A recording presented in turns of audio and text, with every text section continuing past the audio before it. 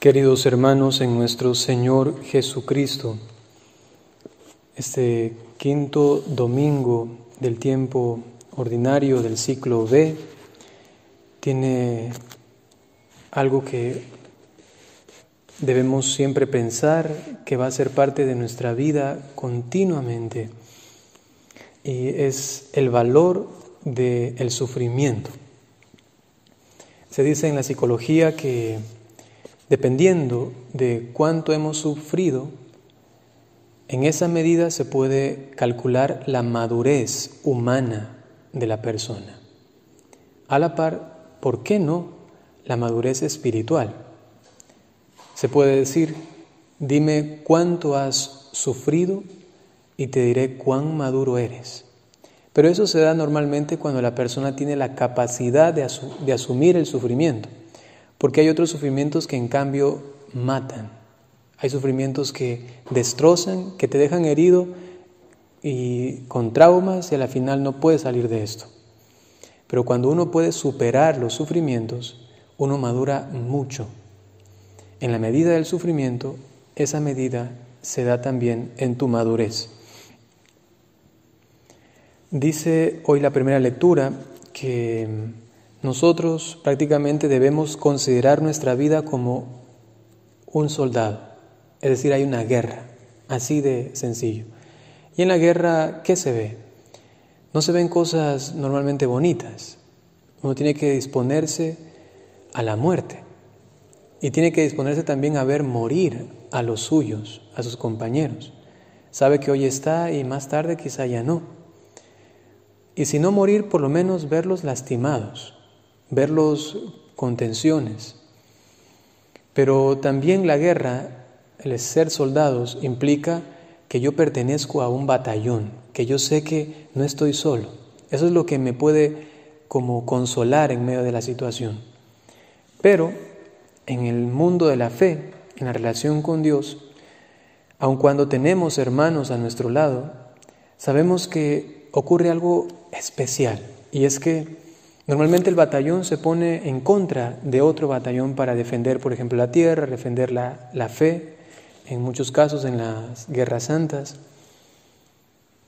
Pero lamentablemente, en este batallón en el que nos encontramos, a veces nuestros compañeros soldados, cosa que casi no ocurre, casi nunca ocurre, que un soldado en una guerra se vuelva en contra de su propio ejército. Eso prácticamente no ocurre. Pero en cambio, en el mundo de la fe, digamos así, en esta lucha de vida vital por Dios, de la fe, digo, muchas veces nuestros compañeros se vuelven contra nosotros. ¿Cómo se da esto? Con el pecado, ¿no? El pecado es la puesta en oposición de mi vida contra los proyectos de Dios, contra lo que Dios desea, contra lo que este otro hermano que está luchando se presenta como un obstáculo, ¿no?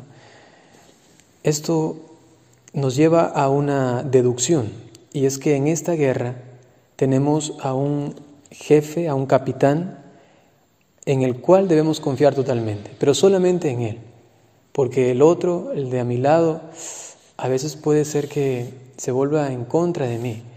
Normalmente en la guerra sí se acobardan, llegan como a decir no y sale corriendo, digamos, o no se atreve a sacar la cabeza para mirar si hay alguien, sácala tú, ¿no? Porque si yo la saco me puedo dar un disparo, ¿no?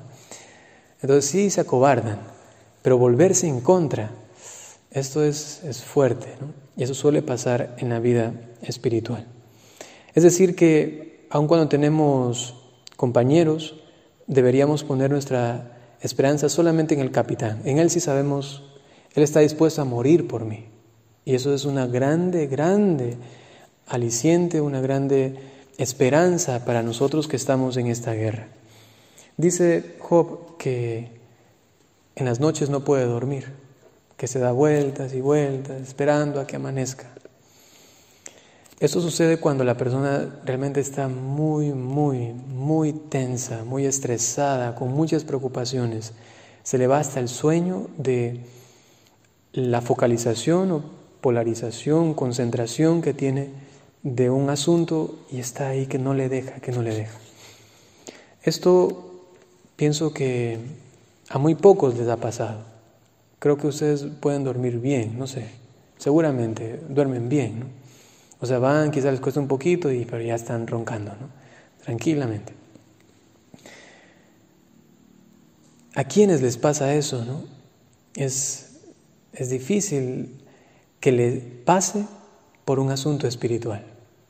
Por un asunto humano, sí. Alguna persona quizá no puede dormir porque tiene muchas deudas. Alguien quizá no duerme porque se le murió alguien. Alguien no duerme porque se enteró que tiene cáncer, yo qué sé, ¿no? ¿Se entiende? Es natural. Pero que alguien se revuelque, que no pueda dormir por un asunto espiritual, es muy poco. Es decir, que podemos deducir que no hemos sufrido lo suficiente. No hemos sufrido lo suficiente. Quisiera en esta homilía decirles a ustedes, hermanos, que sufran, ¿no? O sea, quisiera desearles sufrimientos, ¿no? Porque desearle esto sería desearles maduración, ¿no? Madurez. Desearles que avancen bastante, que vayan hasta los altos grados de la santidad. Porque el sufrimiento no es un objetivo, sino que es solamente un medio, ¿no? Es una meta. Seríamos masoquistas. Si, me gusta sufrir. No. Yo sé que no desean sufrir por gusto, ¿no? Yo tampoco. Pero si vienen cosas, pues bendito sea Dios.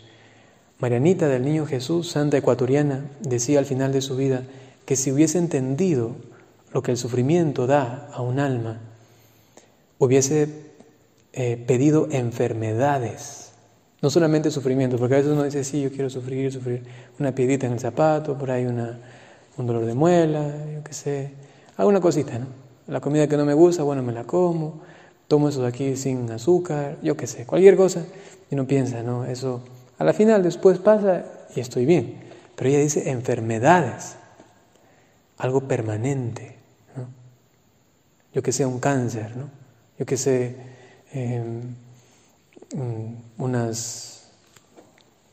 ¿cómo se llama esto? Yo que sé, artritis, dolores, hasta incluso inexplicables, que no tengan explicación y ahí está, y no me deja en paz. Estoy con ese dolor y esto. No les aconsejo que ya vayan a eso. Señor, ya dame enfermedades, dame. Eso sí necesita porque Dios toma en serio nuestra palabra, ¿no? Y entonces necesita una dirección espiritual, que alguien les guíe. Por ejemplo, hasta incluso yo no recomiendo utilizar silicios, es decir, ponerse, yo qué sé, un cabo con cuerdas o una piedrita por ahí que le haga doler. Yo no recomiendo normalmente, pero en algún acompañamiento espiritual seguramente puede ser necesario. ¿Por qué no? A veces uno desdeña o desprecia lo que hacían, dice, allá en la Edad Media, todos esos locos, ¿no? Que se ponían ahí silicios y que sacaban sangre y que no sé cuánto. Hasta el día de hoy yo conozco a personas que lo hacen y está bien cuando es del Espíritu Santo, porque a veces también a alguno le coge la loquera, en cambio, ¿no? Que anda por ahí y dice, yo quiero ir también, a ver, vamos a probar a ver cómo nos va con esto. Y más que como curioso, ¿no? Ahí viendo cómo le va, sí, ¿no? Eso no tiene nada que ver con un criterio espiritual, ¿no? Tiene que venir del Espíritu Santo. En términos generales, no se debe decir que lo hagan, pero habrán casos en que sí, porque es un alma que está madurando y que ha entendido muchas cosas. Bueno, eso ya sería otro punto, ¿no? Pero regresando al que trataba yo, es esto, ¿no? Que suframos, pero que suframos bien. Es decir, que nos crucifiquemos con Cristo. Todo sufrimiento unido a la cruz de Cristo tiene un fruto maravilloso de redención universal. ¡Wow! De redención universal. Que nos enseñen entonces y que seamos así adiestrados en convertirnos en hostias vivas, que seamos víctimas del Señor. O sea, no hay otro sentido. ¿Para qué comulgamos? Sino para imitar lo que recibimos.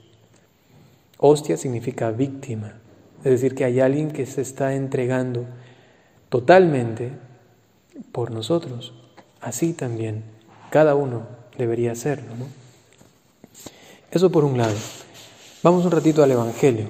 Se nos dice que la suegra de Simón, Pedro, está con fiebre y Jesús va a visitarla, la toma de la mano, levantándola, luego la sana. El ser humano grita por la sanación, grita por estar bien. Dice luego el texto bíblico que todo el mundo, creo que dice esa traducción, todo el mundo lo buscaba para ser curado, para estar con él. Tenían muchas enfermedades. El ser humano en su estado natural obviamente rechaza el sufrimiento y busca estar bien. Pero el ser humano, como dice Santo Tomás de Aquino, es capaz de aplazar un bien cercano por un bien superior que se encuentra a mayor distancia. ¿Se entiende esto? Es capaz de dejar de disfrutar algo próximo, inmediato, en este minuto, en esta hora, dejar de disfrutarlo para poseer uno superior, algo mucho mayor, pero que necesita paciencia para esperar que venga después. Por ejemplo, la princesa. La princesa es una perrita que si uno le da la comida, ella no espera, ¿no? O sea, si tú le pones ahí el pedazo de carne, ella come. A menos que esté, claro, en un proceso de invernación, pero eso es otra cosa. Que ahí va y lo guarda para cuando no tenga comida. Pero eso es otra cosa. Es algo instintivo que normalmente se da en las ardillas y en otros animales. Pero normalmente en una perrita como esta, si tú le das la comida, come en ese momento. Ella no va a pensar, bueno, dejo de comer ahora para que ellos piensen que estoy enferma y entonces me den quizá una comida más nutriente, alguna cosa así. Ella no va a pensar en eso, ¿no? Sino que ponen comida, hambre, comer, ¿no? Comida, hambre, comer. Es lo instintivo. En cambio nosotros tenemos la inteligencia y nos ocurre algo muy distinto. Se nos presenta un bien cercano y, por ejemplo, la misma comida y uno dice, no la voy a comer, aunque tengo hambre, no la voy a comer porque quiero bajar de peso. Pasa, porque uno dice, el estar más delgado, supuestamente, es un bien mayor a comer ahorita un poquito o llenarme ahorita la barriga. Entonces dejo de comer por un bien superior, para algo que está después. Esto ocurre también con el sufrimiento. El sufrimiento no es un objetivo, no es una meta, sino que aun cuando yo naturalmente tienda a rechazar el sufrimiento, a adiestrarme para mirarle ahora con otros ojos y decir, tú me vas a servir, ¿no? Tú me vas a servir a mí. Normalmente cuando el sufrimiento llega a nuestra vida, nosotros le servimos a Él, porque el sufrimiento nos ahoga, nos atosiga y nos envuelve, y es como si Él nos dominara a nosotros. Ay, esto que no puedo, ay, esto de acá. Normalmente el sufrimiento nos domina, pero cuando el ser humano más espiritualmente piensa la cosa, entonces dice, yo me voy a servir de ti, es decir, tú me vas a servir a mí. Tú no me vas a dominar, yo te voy a dominar.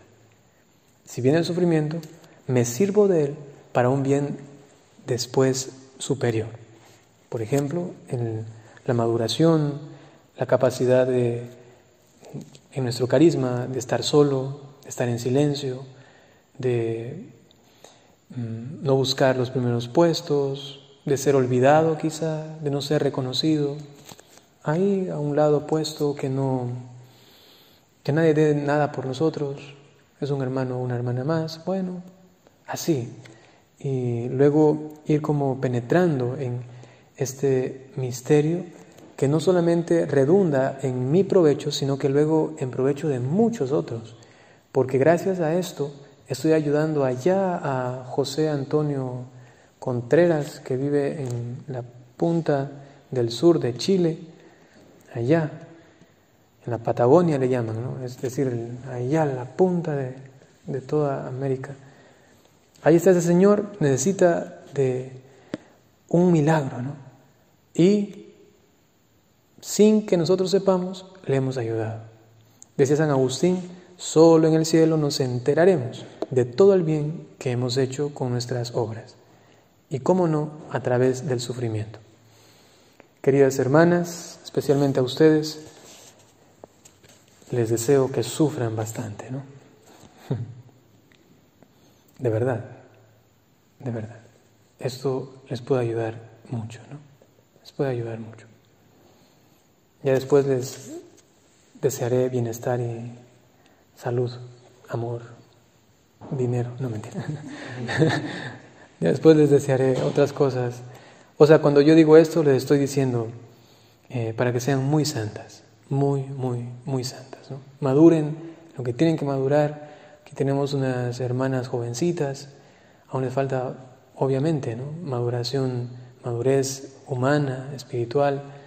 A mí mismo, soy sacerdote joven, tanto que falta, que aprovechemos los sufrimientos para avanzar lo que más podamos en el camino hacia la santidad. Que así sea.